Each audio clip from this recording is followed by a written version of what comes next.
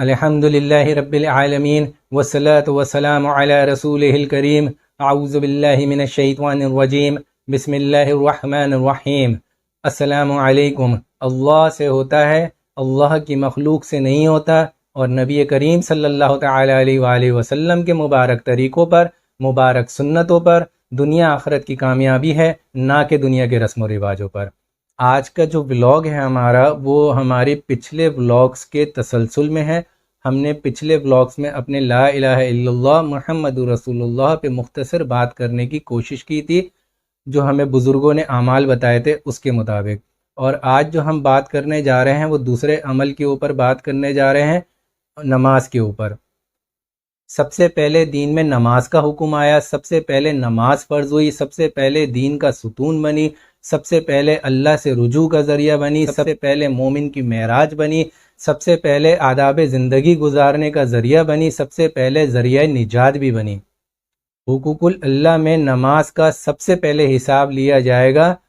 حدیث شریف کا موضوع مفہوم خلاصہ ہے کہ آپ صلی اللہ علیہ وسلم نے فرمایا کہ سب سے پہلے نماز کا حساب لیا جائے گا۔ جس کی نماز پوری ہو گئی اس کے باقی اعمال بھی پورے نکلیں گے، اور جس کی نماز میں کمی آ گئی اس کے باقی اعمال میں بھی کمی آ جائے گی۔ نماز کا مقصد ہے 24 گھنٹے کی زندگی صبت صلات پر آ جائے۔ نماز اللہ کی قدرت سے براہ راست مانگنے کا اور فائدے اٹھانے کا ذریعہ ہے۔ نماز میں سر سے پیر تک اللہ کے مخصوص طریقوں پر پابندیوں کے ساتھ اللہ کے آگے اپنے آپ کو پیش کرنا۔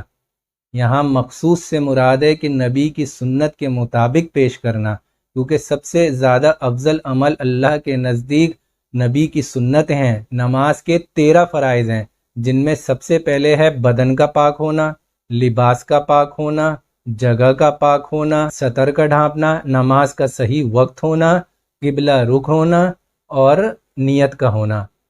اس کے بعد ہے تکبیر اولیٰ کرنا، یعنی اللہ اکبر کرنا، قیام یعنی سیدھا کھڑا ہونا، تلاوت یعنی قرآن کی تلاوت کرنا، رکوع کرنا، 2 سجدے ادا کرنا، اور قاعدہ آخرہ میں تجدید کی مقدار بیٹھنا۔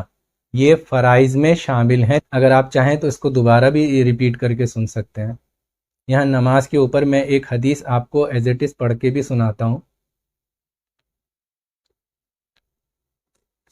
بسم اللہ الرحمن الرحیم۔ حضرت ابو ہریرہ رضی اللہ تعالی عنہ حضرت محمد صلی اللہ تعالی علیہ وآلہ وسلم سے نقل فرماتے ہیں کہ آپ نے ایک مرتبہ ارشاد فرمایا، بتاؤ اگر کسی شخص کے دروازے پر ایک نہر جا رہی ہو جس میں وہ 5 مرتبہ روزانہ غسل کرتا ہے، کیا وہ اس کے بدن پر کچھ میل باقی رہے گا؟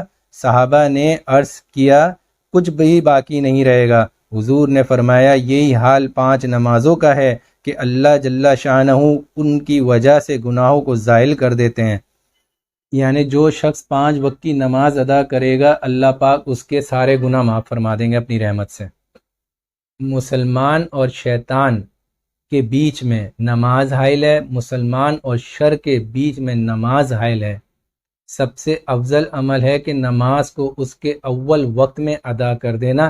مردوں کے لیے مسجد میں جماعت کے ساتھ نماز ادا کرنا ہے، اور عورتوں کے لیے حالت احرام میں گھروں کے اندر نماز ادا کرنا ہے۔ ایک مرد جب خشوع خضوع کے ساتھ وضو کر کے اپنے گھر سے مسجد کی طرف رخ کرتا ہے تو اللہ پاک اپنے رحم سے ہر ایک قدم پر ایک نیکی لکھ دیتے ہیں اور اس کا ہر ایک گناہ معاف کر دیتے ہیں۔ اس سے بھی بڑھ کے کہ نماز کے لیے جب ایک مسلمان مسجد کی طرف رخ کرتا ہے اور مسجد میں داخل ہونے کے بعد دیکھتا ہے کہ اس کی تکبیر اولیٰ فوت ہو گئی ہے، یعنی کہ تکبیر اولیٰ نکل چکی ہے، تو اللہ پاک کا پھر بھی حکم ہوتا ہے کہ تم نماز میں شامل ہو جاؤ، میں تمہیں نماز جماعت کے ساتھ پڑھنے کا ثواب عطا فرما دوں گا۔ اور اسی طرح اگر وہ داخل ہوتا ہے تکبیر اولیٰ کے علاوہ اس کی تلاوت بھی نکل جاتی ہے، تب بھی اللہ پاک کا یہی حکم ہے کہ مسجد جماعت کے ساتھ جڑ جاؤ، میں تمہیں جماعت کے ساتھ نماز پڑھنے کا پورا ثواب عطا کروں گا۔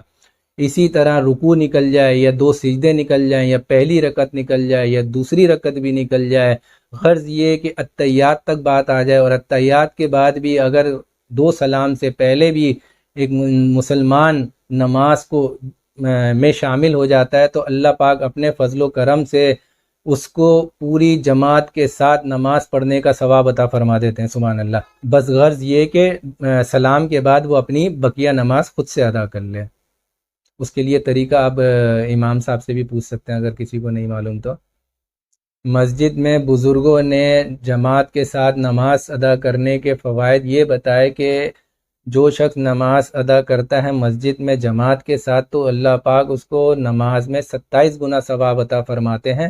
یعنی اس طرح آپ اندازہ لگا لیں کہ 27 کو ملٹیپلائی کر دیں، 2 سے پھر جو آنسر آئے اس کو ملٹیپلائی کر دیں 27 سے، پھر اسی طرح تیسری دفعہ، چوتھی دفعہ، حتیٰ کہ 27 دفعہ آپ اس کو ملٹیپلائی کر دیں تو آپ کے کیلکولیٹر بند ہو جائیں گے، حساب بند ہو جائے گا، لیکن اندازہ نہیں لگا سکتے کہ آپ کو کتنا ثواب ملا۔ یہ اللہ پاک کا رحم ہے، اللہ پاک کا انعام ہے ہم مسلمانوں کے اوپر۔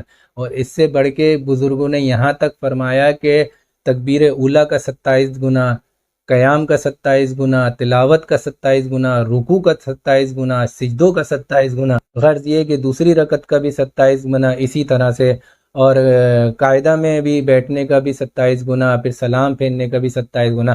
دنیا کے کیلکولیٹر ختم ہو جائیں گے لیکن آپ حساب نہیں لگا سکتے۔ اللہ پاک نے تو چھوٹی چھوٹی نیکیوں کے اوپر ہماری بخشش لکھی ہوئی ہے۔ فرض نماز کے بعد اللہ پاک نے سب سے افضل نماز رات کی تاریکی کی نماز رکھی ہے، تہجد کی نماز رکھی ہے، جو کہ فجر کے اول وقت شروع ہونے سے چند لمحے پہلے ہوتی ہے۔ اللہ پاک پہلے آسمان پر آ کر صدا لگاتے ہیں کہ ہے کوئی مغفرت والا، ہے کوئی شکر گزار بندہ، ہے کوئی روزی کی طلب کرنے والا، ہے کوئی صحت مانگنے والا، ہے کوئی اپنی حاجتیں پوری کروانے والا۔ تو مسلمانوں رات کی تاریکی میں اٹھو، تنہائی میں اٹھو، اللہ کے آگے جھکو اور اپنے سارے معاملات اللہ پاک سے حل کروا لو۔ اللہ پاک مجھے بھی اس کی توفیق عطا فرمائے اور آپ سب سننے والوں کو بھی اس کی توفیق عطا فرمائے، آمین۔ جب آپ صلی اللہ تعالیٰ علیہ وآلہ وسلم معراج پر تشریف لے گئے تو اللہ پاک نے نماز کا تحفہ عطا فرمایا۔ 50 نمازیں آئیں، پھر 50 نمازوں میں کمی کرا کے ہمیں 5 نمازوں کا تحفہ دیا۔ جب آپ صلی اللہ علیہ وسلم نے صحابیوں کو بتایا کہ 5 نمازوں کی فرائض آئے ہیں تو صحابی خوش ہو گئے اور مسرت ہو گئے کہ اللہ پاک سے براہ راست رجوع کا ذریعہ مل گیا۔ یہ ان کی خوشی کا عالم تھا۔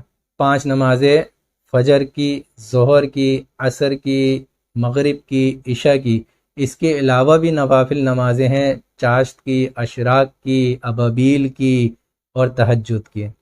تو نماز ادا کریں، فرض کے علاوہ نوافل ادا کریں اور اللہ سے مانگیں، اللہ پاک کبھی خالی ہاتھ نہیں جانے دیں گے انشاءاللہ تعالی۔ ہم مسلمانوں کو چاہیے کہ ہم نماز کو سیکھیں سنت کے مطابق، اور اب تو بہت زیادہ فیسلٹی آ چکی ہے کہ چند قدم کے فاصلوں پر مساجد موجود ہیں، جائیں ادھر مفتی سے معلوم کریں، عالم سے معلوم کریں کہ نماز کے فرائض کیا ہیں، واجبات کیا ہیں، سنتیں کیا ہیں۔ اللہ پاک سنت کے نقل کے طفیل ہمکاری نمازیں قبول کرتے ہیں۔ تو ہمیں چاہیے کہ ہم نماز کو سیکھیں اور اپنی اولادوں کو، اپنے جاننے والوں کو نماز کی تعلیم دیتے رہیں۔ نماز جنت کی کنجی ہے، مومن کی معراج ہے، آپ صلی اللہ علیہ وسلم کے آنکھوں کی ٹھنڈک ہے، متقی کی قربانی ہے، اسلام کی علامت ہے اور شیطان کا منہ کالا کرتی ہے نماز۔ آج ہم یہ عہد کریں اور ارادہ کریں، ہر ارادے پہ اللہ پاک ایک نیکی عطا فرماتے ہیں، اور ارادہ کریں کہ ہم نماز اس کے اوقات پر پڑھیں گے، اول وقت میں پڑھیں گے، مرد مسجد میں جماعت کے ساتھ ادا کریں گے اور عورتیں اس کے وقت پر حالت احرام میں ادا کریں گی۔ انشاءاللہ تعالی آپ کے جتنے مسائل ہوں گے اللہ پاک اپنی رحمت سے اپنے شان کے مطابق حل فرما دیں گے انشاءاللہ تعالی۔ جب کوئی مسلمان نیک عمل کا ارادہ کرتا ہے تو اللہ پاک اس ارادے کے ذریعے اس کی ایک نیکی لکھ دیتے ہیں، تو ہم کیوں محروم ہوں؟ اور جب ارادہ کر لیں تو اللہ پاک سے یہ بھی توفیق مانگیں کہ اللہ پاک مجھے 5 وقت کی نماز باجماعت پڑھنے کی توفیق عطا فرمائے۔ تمام عورتیں بھی اپنے لیے یہی دعا مانگیں، انشاءاللہ تعالی اللہ پاک توفیق عطا فرمائیں گے۔ بس اللہ پاک سے دعا ہے جو مختصر سے چند الفاظ بیان کیے ہیں نماز کے اوپر، اس پر مجھے خود عمل کی توفیق عطا فرمائے اور سننے والوں کو عمل کی توفیق عطا فرمائے۔ اور کہنے میں مجھ سے اگر کوئی غلطی ہو گئی ہو تو اللہ پاک اپنی رحمت سے اسے معاف فرمائے۔